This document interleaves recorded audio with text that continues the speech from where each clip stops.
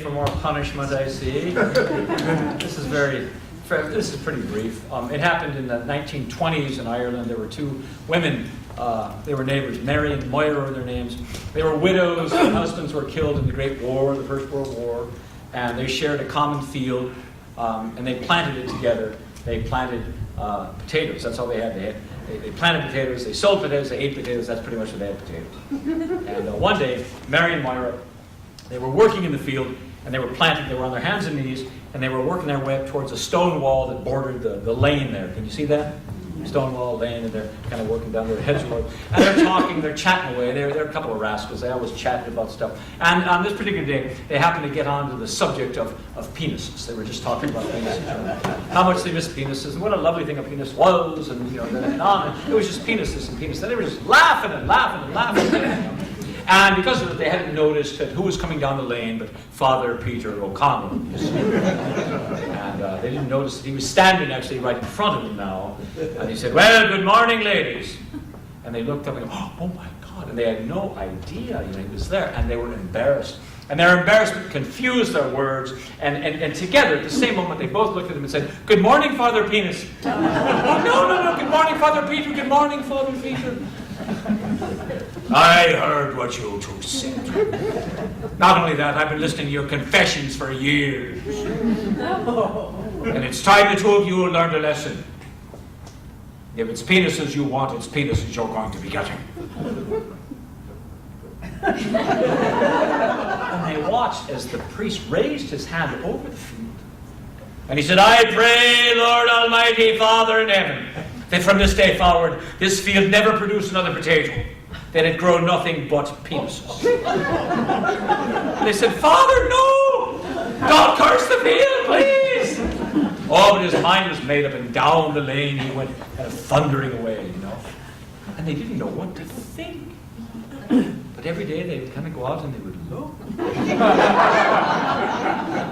Now, those of you who've been to Ireland know that the Irish earth is rich and fecund and fertile, and it can grow just about anything. It can grow tomatoes and potatoes and persimmons, and it will grow penises. And it did. And one day they went down, and weren't there just a couple poking through the ground? But with the good Irish rain and the air and the rich earth, the penises, they grew.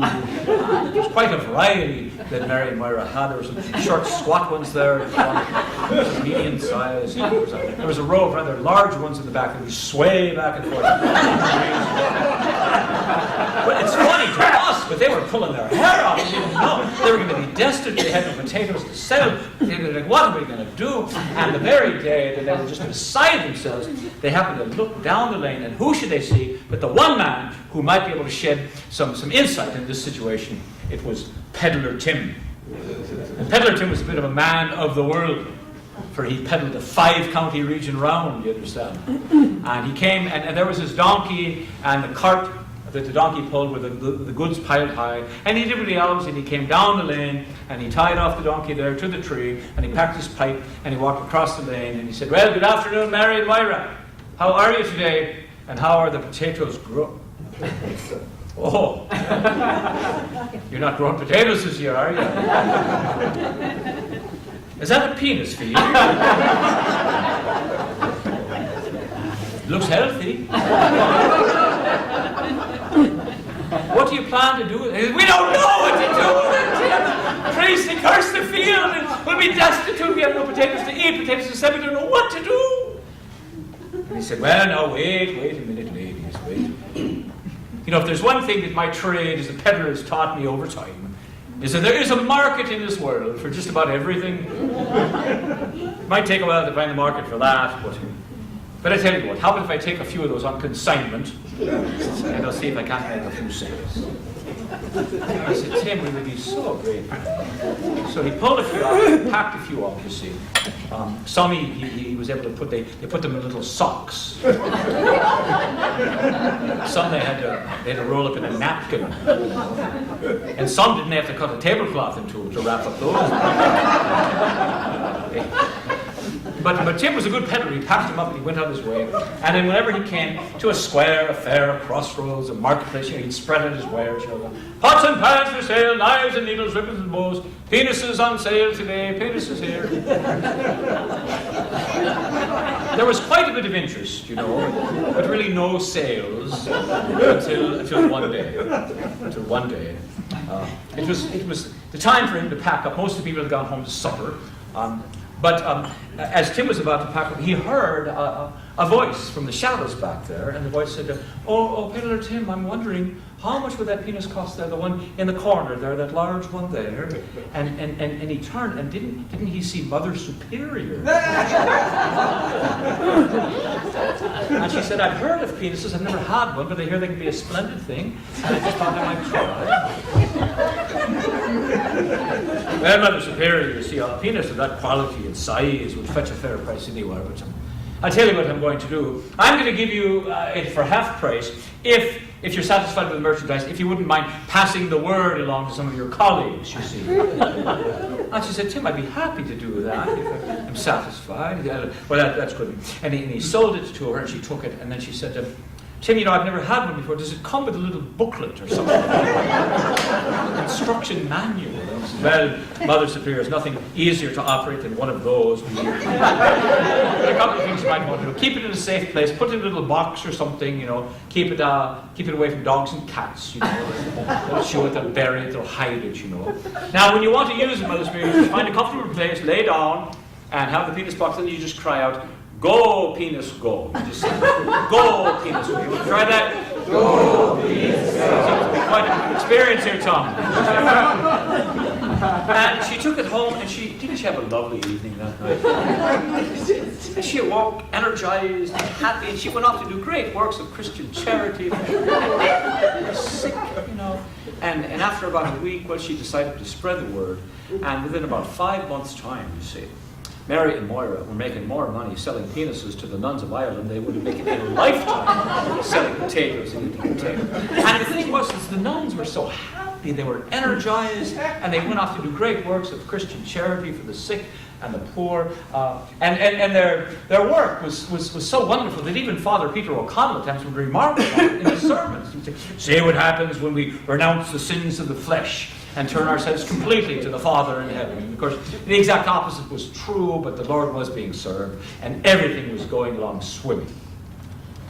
Until the great religious symposium was called. And of course, all the leaders had to come. Wouldn't Mother Superior be called? Indeed. And she packed, she was so excited, she was a bit nervous, and in her haste of packing, she forgot to pack her penis. Exactly. And after a couple of days, she sort of missed it. She said to the bishop, "Bishop, I need to go back to the convent, just briefly, to get something that's important. It's an important aspect of my nocturnal adoration." He said, "Oh, no, you can't be going there. We have to send a houseboy to get whatever it is that you need." She says, "Oh, no." But she talked to the houseboy the next day. She said, "Now listen, go to the convent and ask for the box that lays beneath my bed and get it, and don't open it. And if you do, you'll know the price of eternal damnation." But he was a good houseman. He wouldn't have done that anyway. And away he went. And it was about a day's walk to the convent. And he inquired for the nuns, and they brought forth the box, and they gave it to him, and down the road he went. And he hadn't been walking too far when he heard something behind him, and he turned to see, in a buggy, a buggy with a horse, it was Father Peter O'Connell. He was coming late to the symposium. He'd been doing very important works elsewhere. And he saw the boy, and he offered him a ride. And what would the boy say, but of course. Now you can see this, can't you? There's the buggy, and Father Peter O'Connell, and there's the houseboy, and then there's the penis box between the two of them. And then he picks up his reins, you see, the reins of the horse. Now, of course, the horse is named after his favorite saint, which is Saint Pius, And he picks up the reins and he says, "Go, Pius, go! Go, Pius, go! Go, Pius, go!" Now, to a penis in a box, hasn't had any carnal pleasure in several days, "Go, Pius, go" sounds enough like "Go, penis, go." And penises, they don't hear that well anyway. And they rarely listen, even if they do. And didn't that thing come flying out of there like a heat-seeking missile? You know? And now this is a minor, but I think an essential detail to know that in those days, you see, the priests of Ireland, they didn't wear pants; they wore robes, which sort of facilitated the entry of. Well, anyway, suffice it to say, it took every bit of Father Peter O'Connell's strength and all of that of the houseboys to convince this penis that Father Peter O'Connell was not an appropriate object for its affection. They had to pound it into a pulp with a stone. I know, ouch. And then they dumped it. And they made their way to the symposium, riding in a rather stony silence. The next morning, Mother Superior was summoned to the office there. She opened the door, and there was Father Peter O'Connell behind the desk, and upon the desk was the box. She told him the entire tale from beginning to end. And when Father Peter O'Connell realized that his curse upon the field had in fact backfired into the greatest outbreak of carnal pleasure and sexual delight ever known by the nuns of Ireland, when the full weight of that came to him, he died. Father Peter O'Connell. He died. And ladies, the sad thing is that when he died, the curse died with him. And from that day forward, the field produced potatoes, no longer penises. But from that day forward, the priests of Ireland, they wear pants, no longer robes. From that day forward, penises are often called Peters in honor of Father Peter. And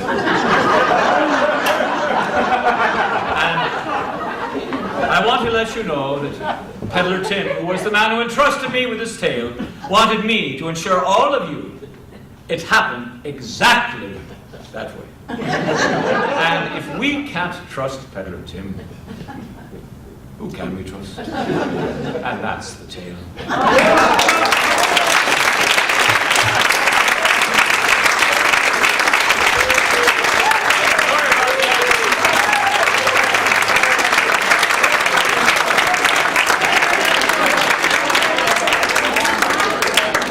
Thanks for coming out, everybody.